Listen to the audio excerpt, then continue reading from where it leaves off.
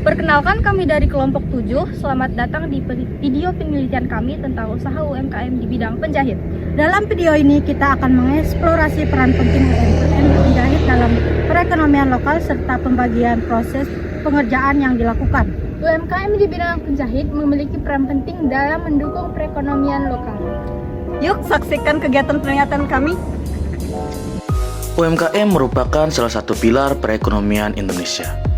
Mereka berkontribusi besar terhadap penciptaan lapangan kerja dan pengembangan ekonomi lokal.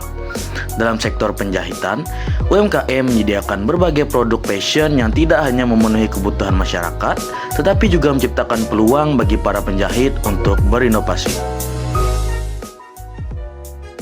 Tahap pertama dimulai dengan konsultasi.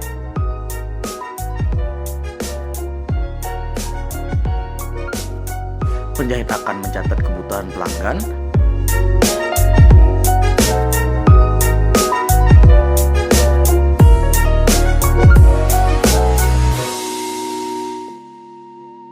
mengukur secara detail, serta mendiskusikan bahan dan desain yang diinginkan.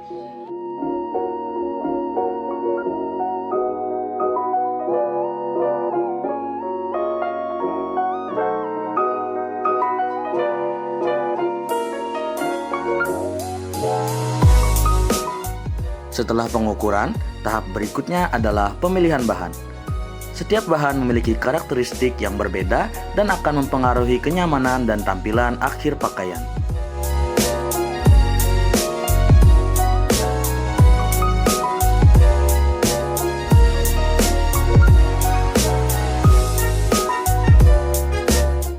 Proses menjahit dimulai setelah semua bagian kain siap. Di tahap ini, keahlian dan ketelitian penjahit sangat diuji, terutama dalam detail dan finishing yang memengaruhi kualitas produk akhir.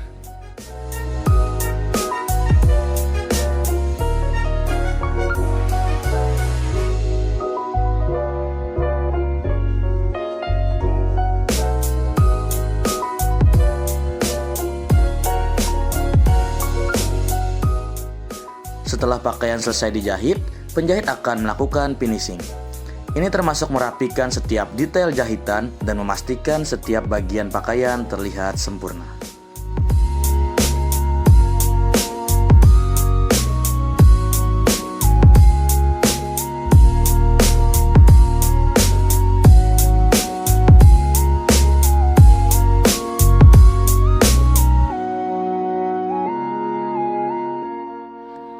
Meskipun UMKM penjahitan menghadapi tantangan seperti harga bahan baku yang fluktuatif dan persaingan pasar, namun banyak yang terus berinovasi. Kreativitas, dedikasi, dan keahlian menjadi modal utama untuk berkembang dan memuaskan pelanggan.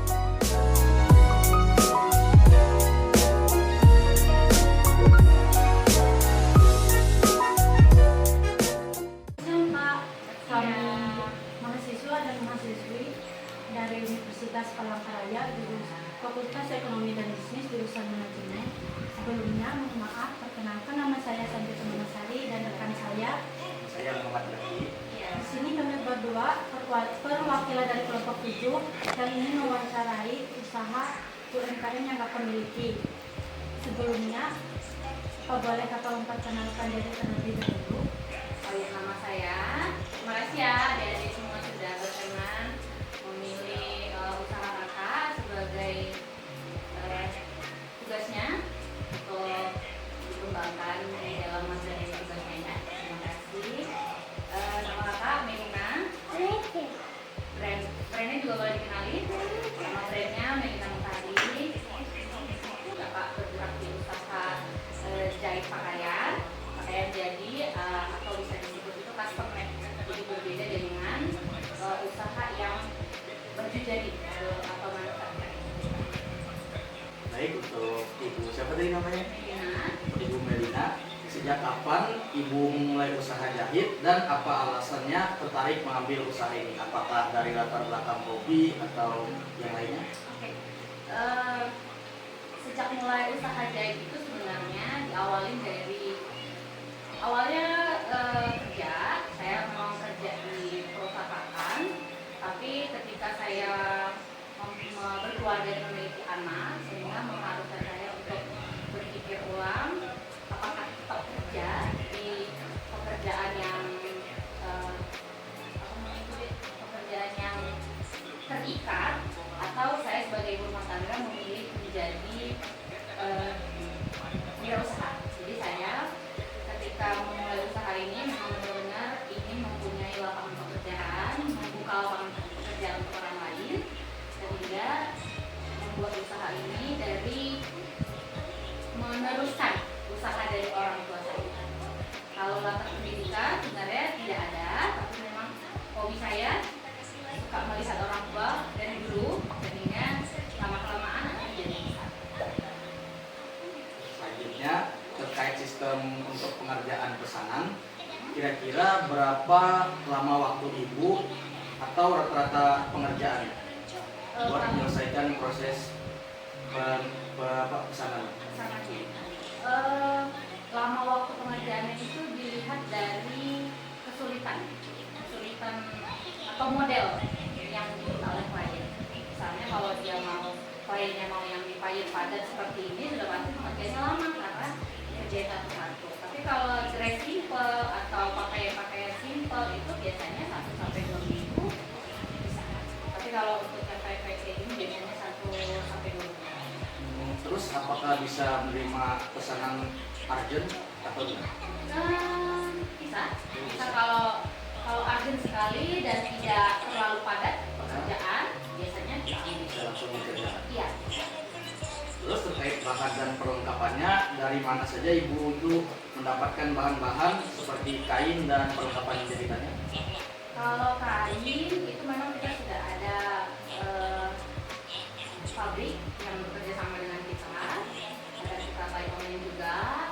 Memang kan ini usaha memang sudah agak lama. Memang kalau di Palangkaraya ini baru, tapi kalau sebelumnya kita lihat ke belakang itu kita sudah buka dari berapa puluh tahun yang lalu itu di Medan, Sumatera Utara. Jadi kita sudah punya banyak vendor kain, vendor payet. Jadi kita sudah punya langganan lah. Gitu. Selain dari langganan itu, apakah bisa pelanggannya membawa kain sendiri? Oh boleh, boleh. boleh. Kita kan hanya mereferensikan. Kalau misalnya pelanggan belum ada kain, biasanya kita referensikan kain yang ada. Tapi kalau pelanggan sudah punya kain sendiri, boleh pakai kain sendiri. Terus pertanyaan selanjutnya mengenai harga dan pembayarannya. Nah, di sini bagaimana sistem penetapan harga jasa jahit ibu itu? Kalau penetapan harga, namanya kita custom made dan kita jasa, sudah pasti berbeda antara jasa satu. Walaupun kita bergerak di bidang yang sama, yaitu menjahit, tapi kan setiap skill orang kan berbeda. Jadi penetapan harga jasa biasanya itu tergantung dari skill yang dimiliki. Jadi misalnya nih adik jahit di tempat saya, berbeda harganya pasti dengan mungkin menjahit di tempat yang lain. Jadi penetapan harganya itu bisa jadi, biasanya saya lakukan itu dari modelnya, dari waktu pengerjaan. Kalau dia mepet, biasanya kita meminta harga yang sedikit lebih mahal, tapi tidak terlalu mahal. Mungkin dari harga standar ada kenaikan harga sedikit. Ya. Terus kalau faktor semakin susah, Iya benar, harganya semakin semakin mahal. sulit, iya benar, semakin sulit modelnya, semakin banyak pecah polanya, sudah pasti semakin rumit kerjaannya, semakin agak sedikit price juga kan. Terus untuk metode pembayarannya bisa lewat apa ini yang diterima? Biasanya- Apa bisa lewat metode yang kris untuk saat ini? Untuk saat ini belum kalau kris, tapi biasanya pelanggan saya itu by transfer.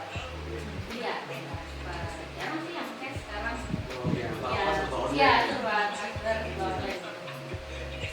Pertanyaan selanjutnya terkait SDM operasional, berapa jumlah penjahit atau karyawan yang bekerja di tempat ini? Karena memang kita masih dikatakan lumayan baru di sini, new banget.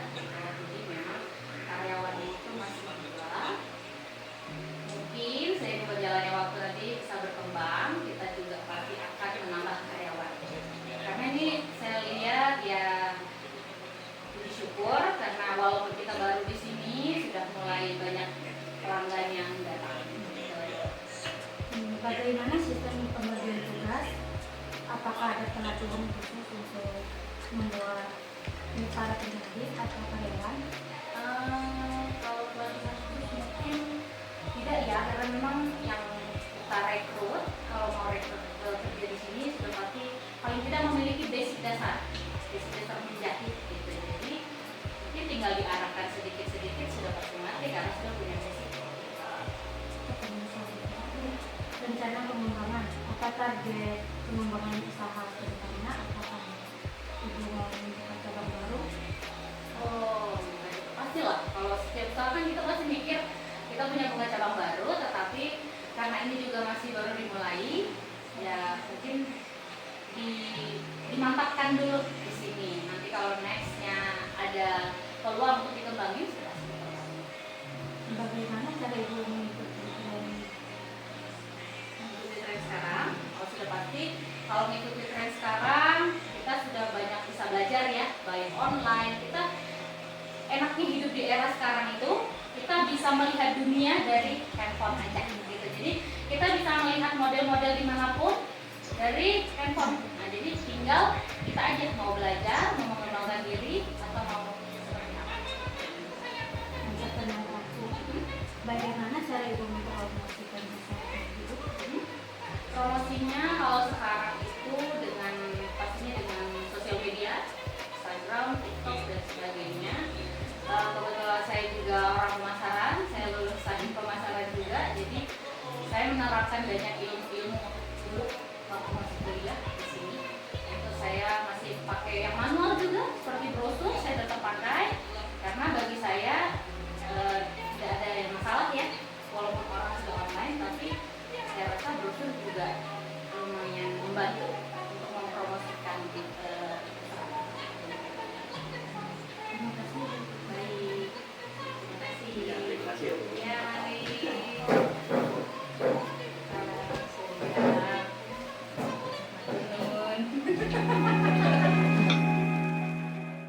Itulah proses panjang dan detail yang dilalui oleh penjahit UMKM untuk menciptakan sebuah karya.